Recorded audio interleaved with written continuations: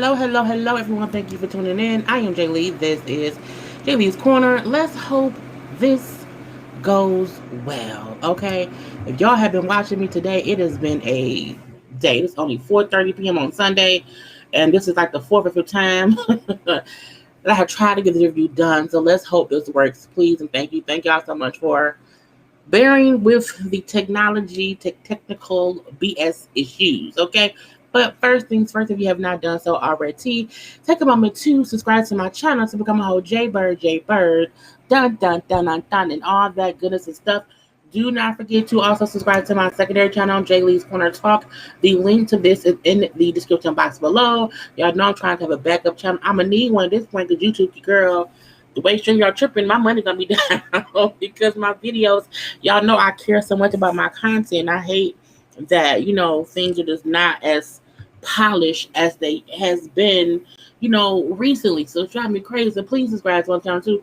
Do not forget to like this video, comment in the comment section. You can also share it on your social media. You can also relax, relate, and release.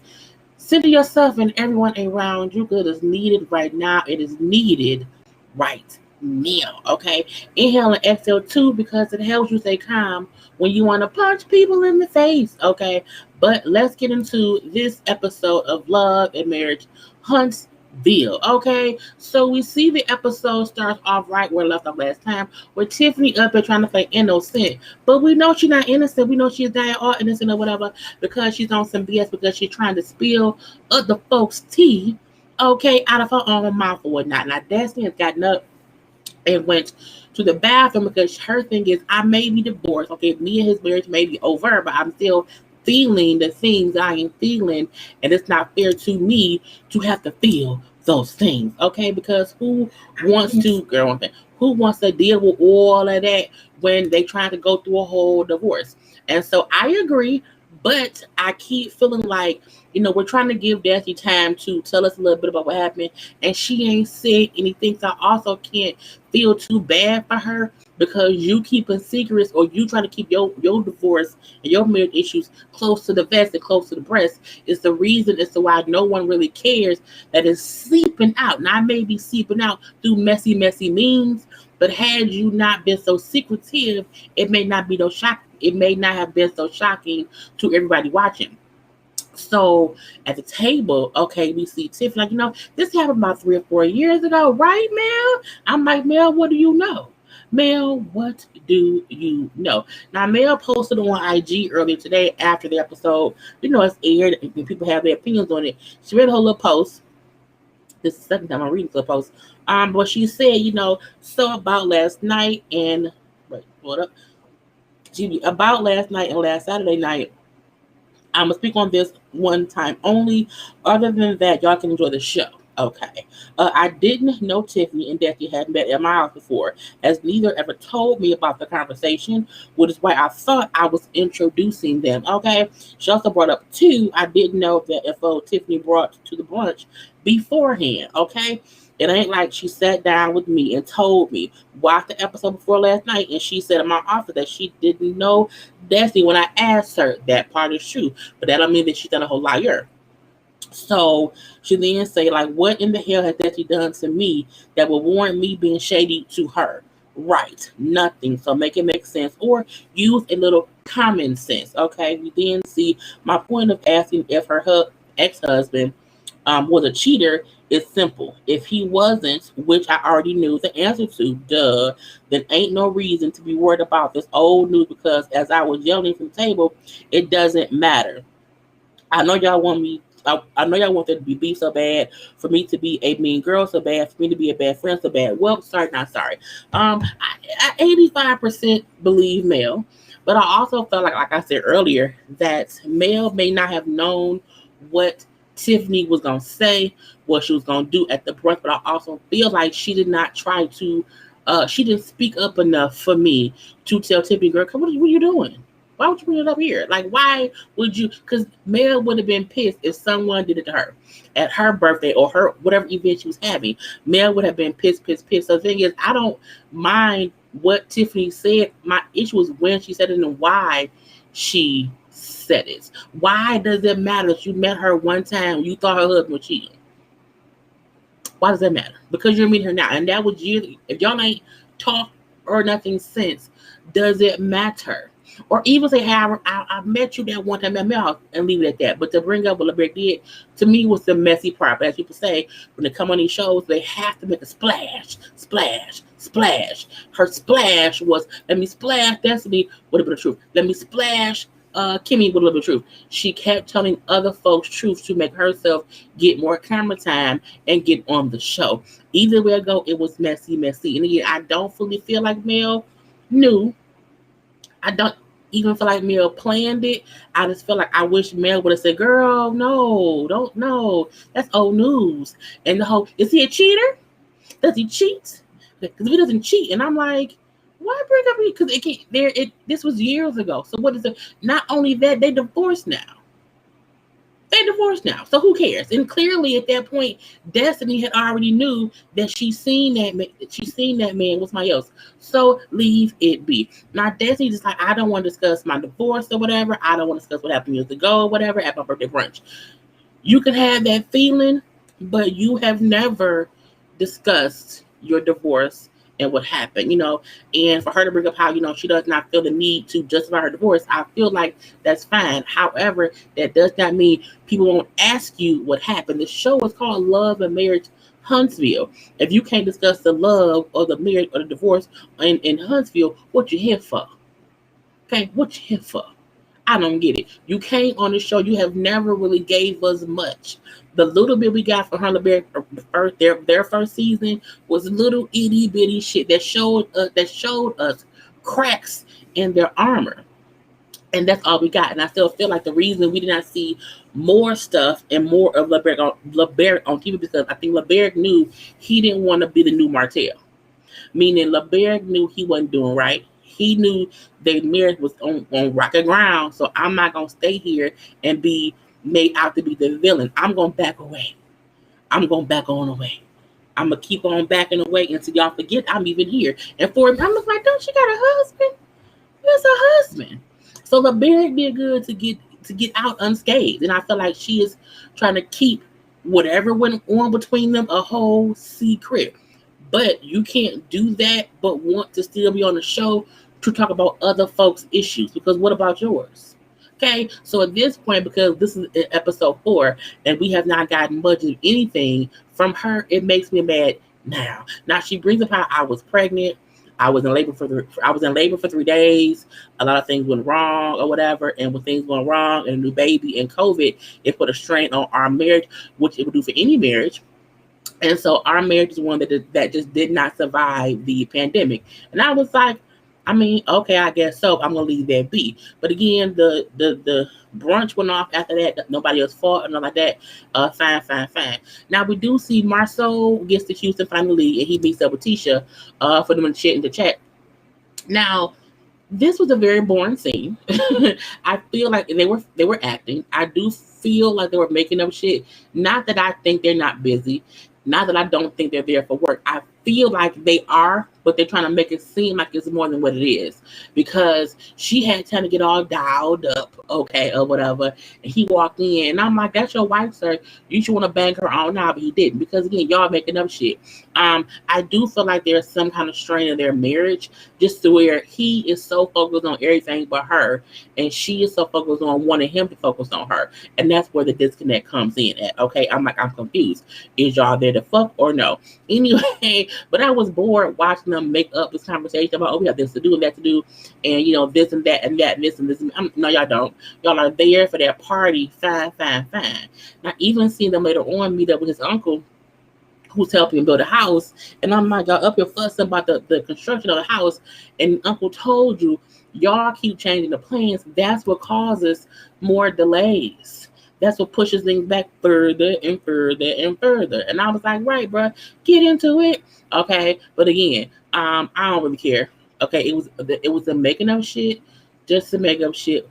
We're going to move on from that. Okay. We then see Kimmi and Maurice, who have a conversation at the house, because Kimmy's letting him know that Tiffany's messy self that she met at the brunch told her or mentioned to her about monster vaping and what she thought about that or whatever. And Maurice was rightfully so upset because, as he said, he was aware of. Okay, he knew. He talked to Monster, and him and Monster came up with the idea that it would stay between them two. That they would not tell Kimmi, and I think they may not have told Kiowa yet either. And I feel like that's unfair. Okay, because you should never let something happen and one of the parents don't know, because see what happened. Somebody else knew, told Kimmi blindsided. She didn't know what to say. Do not have me out in these streets unprepared to defend us to the death of me. Okay, don't do that. Now, his issue was like, why would she bring that up in front of other people? I'm like, that's the same thing we wonder, okay? Because again, there was no rhyme or reason for Tiffany to bring up monster vaping. One, he's a kid. Two, this is an adult situation. We had an adult birthday party. What is the point of bringing up my son? Okay, dumb, dumb, dumb, dumb, dumb. Okay, anyway, and he was like, Monster is a good kid. He doesn't get the best grades, but he has never been in trouble before that incident. And so now you're bringing up one thing that can make him look like a deviant because, he in the bathroom vaping. Ooh, he got in trouble. So again, I don't want my son being looked at like a troublemaker because of one decision he made in life. And so that's why we chose to keep it between me and him. But again, you can keep stuff from outside folk. Don't keep stuff from inside folk. Inside folk is who live in your house. Okay? Your wife, your husband. You don't do that, okay? You keep shit close to the vest because you want people to be able to defend you. Because what if she said that isn't true? What if she would have into an argument thinking that can't be true because my husband would have told me, and now you look like a fool defending the husband who didn't tell you. Always tell your spouse stuff so they know how to defend you. Okay, so they only foolish. I'm gonna leave that be too. And I like how you also brought up how she bringing up my son. What about her kids? Okay, what bad things have your kids done or been accused of that you bring that shit up? Don't bring up my kid or whatever. Leave me to fuck me. He was rightfully upset. Okay, so went from that conversation to okay, you know what? I feel like you need to talk to him more. Maurice's issue was I felt like that would be a conversation to have when he was in high school. He's only in 8th grade. I'm like, first of all, Maurice, 8th grade and 9th grade is the same damn thing. So you cannot want to talk to, because at this point he's a senior in middle school. 8th grade is the last year of middle school. 9th grade, you're freshman in high school. So don't wait. Don't do that. Okay, once have the conversation, things are happening. So while that was his thought process of he did not think he would have to have that conversation yet, I like how Kimmi brought up, like, you're not balanced. There's so much going on between you working, school, this and that, trying to do A, B, C, D, F, and G. You have been not good at balancing things and going go in life. And sometimes family should be on the back burner. I've allowed you to operate that way for a while, but that does not work.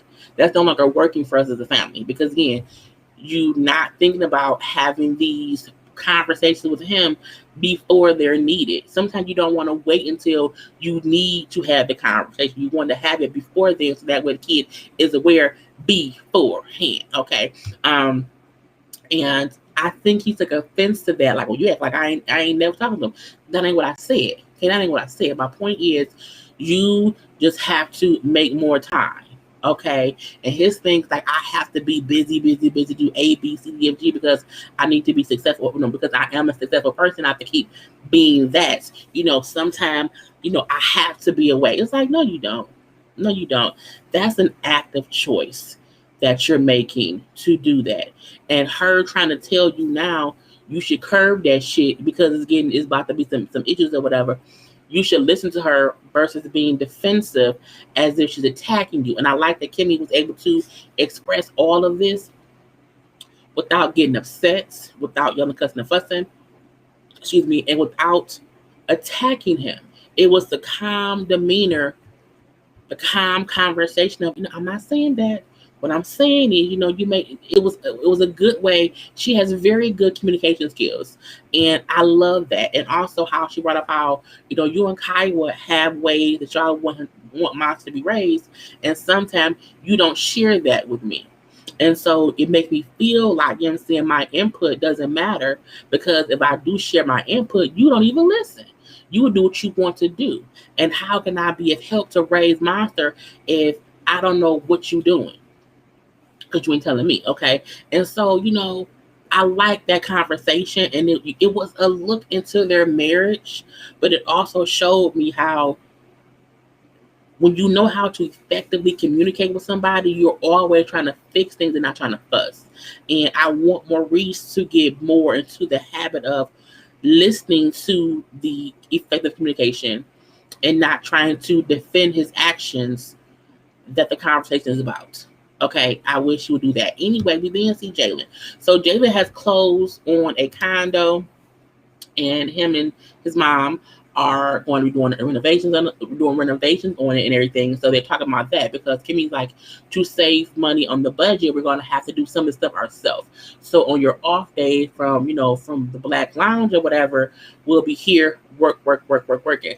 And then he just fully let her know how, he works so much at the lounge and how he's feeling overworked more than anything else, and how he keeps telling Marcel and also Tisha that one, he needs some time off, and two, he needs some help there to help him know what he's doing wrong, because we know he was never in that industry at all, and so he's confused. So I do think it's a good thing that he is able to effectively communicate. You can tell Kimmi raised him the right way, because every time you've heard him have a conversation, he's very direct and clear in what he's trying to get across. He's never arguing with somebody. He's like, look, this is a logical reason as to why I need help at the restaurant. This is a logical reason as to why I need a day off, okay? Because you can't work me to the bone or whatever. And so once he gets older, I think he'll be great in whatever he does, because he's not trying to do things half-assed. So that's cute. And Kimmi brings up how, well, there was initially a conversation about you having some ownership, a percentage of ownership in the thing, and that Marcel hasn't even fully had that conversation. So I can see how Marcel does not finish shit. He hired you as a GM, but never got someone to help you. He discussed a possible thing of you having a partnership and having a percentage, but he has not finished that conversation either. So again, Marcel was almost sort of kind of trying to set you up for failure. I'm like, he is. And both Kimmi and Jaylen both understand Marcel doesn't know how to teach people. He does not know how to help people. He can talk a good game, but he isn't helping Jaylen do anything right now. And I was like, true, because he's not getting any true training. And when Jaylen brought up how, now that him and Tisha are out of town, now they want to keep checking up on me. But when y'all here in the same state and city as me, you leave me the restaurant all the time on my own, and y'all only want to point out my faults and not y'all's. And I was like, let her know, okay? And Kimmi is like, okay,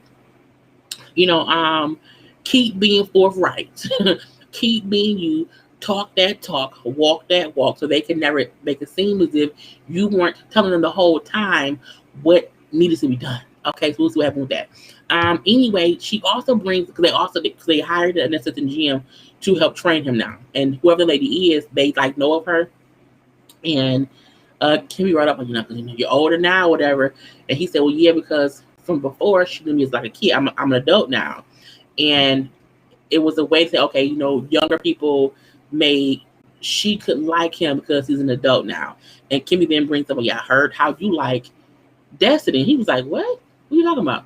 Oh, well, she said, something about how y'all was talking or whatever, or how she just felt like you have a crush on her. He was like, no, she's beautiful, but she's not my type. He said, but they call me the Cougar Tamer. I said, the Cougar Tamer. I'm like, the Cougar Tamer. I can see older women liking him because he's a handsome young man, and he seems very intelligent, and he seems very logical. So I can see why an older woman would like him, because he acts older than what he is. But I feel like he out here fucking old women because the Cougar Tamer means you out here taming them with your dang or whatever. So lastly, we see, was it lastly? No. We see the chocolate in a bottle party that Marcel and Tiffany, Marcel and Tisha's having, and this is in Houston. So we see the cast of Ready to Love is there. So Uncle Tommy is there. I seen Joy from last season, and we seen, of course, Kyra. We seen Chrysanthemum and Chris was there too. So a couple people was sprinkled throughout, and because this is the OWN event. Let's be true and honest. This is because OWN does or there's love. OWN does this too. So I do feel like it was a plethora of OWN people there. Um, it was boring to me. I can appreciate Marcel and Tisha trying to branch out with this wine that they are partnering with somebody else to brand. That's fine, but I do feel like production made it seem as if Marceau and Kyra was like maybe flirting, and how Tisha maybe saw it and did not like it. And that's not even really what happened fully, because they was walking around, yay, champagne in a bottle, chocolate in a bottle, or whatever. And then you just see Marceau and Kyra speak to each other. Hey, I'm Kyra, hey, I'm Marceau. And that was really it. Now, was she looking at the man? Yes. Kyra was looking at Marceau. But when Tisha seen it, and she went, hey, babe. He said, hey. And she walked up right when Marceau was next to Kyra. And then, he and Tisha have a conversation. And she's like, I saw that girl in the red dress, eyeing you. He's like, what girl? My first part, Marceau, you know what girl. Let's not do that. You just talk to her. But, he made it seem as if I'm just here in my element, schmoozing with the folks, sliding, snaking around the building or whatever, because some people are social butterflies in business settings. However, I still feel like Marceau could be cheating here and there or somewhere, or does he not blind? Okay, and I don't like he act like he blind, but I also did not like Tisha making it seem as if she's any woman who looks at him that she has to step in to show her presence. It's like, honey, you should know your presence does not need to be next to that man for folks to know you there. Okay? My thing is, you being his wife, your presence is there when you're absent anyway, because he should make sure that he always represents you. So I do feel like Tisha feeling like, okay, I seen somebody, a female, liking him, I have to go over there. Because if not, it's as if I don't exist. It's like, girl, why? And then when he's you look beautiful, I'm like, why is she crying? Like, she was, it could have been allergies, I don't know. But, them talking, and then, her bringing up car or whatever, and then her kind of getting emotional because I think she feel like he may really, like someone else or whatever, or just, I feel emotional because, I felt some kind of way because they're not connecting as usual. That's on her. Because she put too much into having to let her presence be known. And so that allows her feelings to get hurt too easily. Because you feel like if I'm not there, I'm less than. You feel like I'm less than, so that's why we're not as connected as we used to be. And it causes you to get emotional at a damn wine party. Okay, I'm my girl back. Anyway, that was really all that happened there. Lastly, we do get to Kimmi and Maurice, who are at a little restaurant waiting for Kaiwa,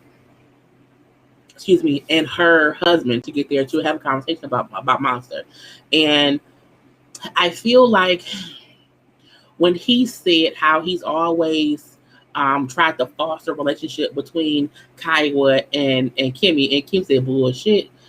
No, you have not. You've always gave her what she wanted because you wanted to get Monster, and that's really what it was. And I feel like, again, he's always had a weird place of feeling as if he can't work with them both. It has to be kind of what Kaiwa wants over Kimmi because of Monster. And Kimmi feels that way too. And even though Kimmi and her are getting along more now, it does not mean that it's because of you. It's really because of Kimmi. Okay, because Kimmi has to be open to, one, forgiving you for giving in to your ex-wife, who happens to be the mother of your child, but also forgiveness to Kaiwa, who keep trying to paint the picture of Kimmi as like a homewrecker, when, truth be told, as we all know now, Maurice and Kaiwa were already in the process of divorcing when they met. So even though they were not fully divorced, apparently, it does not mean that she broke up your home. Y'all were already divorcing. Okay, it was over. Anyway, but now Kaiwa and the husband's running late for the meeting or whatever, and Maurice is like, I have a meeting to get to. I can't miss this meeting. So I'm gonna have to leave you here for you to talk to them. I'm looking like, how the fuck you want her to talk to them about Monster when you have told her fully what you want to do anyway? And her point was, you're saying how it was a good thing that she's with her husband, but for you to leave and then to leave me here to handle this shit is bullshit. Okay. And I'm like, it is. Maurice, it really is. And he got up and left to go to whatever meeting. And my thing was, I would have left. I would have went home because this is my thing. If we're supposed to, either one or two things either happen. Either he scheduled a meeting too close to this conversation, or they were that late. If you are so late that the next thing we have going on, we have to leave, I'm leaving too. I'm not waiting because you wasted my time. You were late. Where are you? And that's what I was. You leaving? Okay, I am too. And you can text her and let her know that we can meet up again, and they need to be there first, and then we will get there. Don't waste my time. Don't have me waiting for nothing. And so he left, and Kimmi was upset with him leaving her to deal with this. It was some complete bullshit, in my opinion. Okay, but I'm gonna leave that be. Anyway, Kyle and Old Boy showed up, but again, at this point, Maurice was gone. So we have to wait to see what happens next week. Anyway, that was the whole episode. Please do not forget to subscribe to my channel. To become JayBird. Subscribe to JLeesCorner Talk. The link is in the description box below of this video. Okay. Also, follow me on social media at J_Lees_Corner on IG, but it's JLeesCorner on Twitter. Y'all know to like and subscribe. Okay. I will talk to y'all later. So it seems like I can record on here, but for some reason when I go live, it just keeps cutting out. So we will see how that goes and whatnot. But until next time, y'all, peace.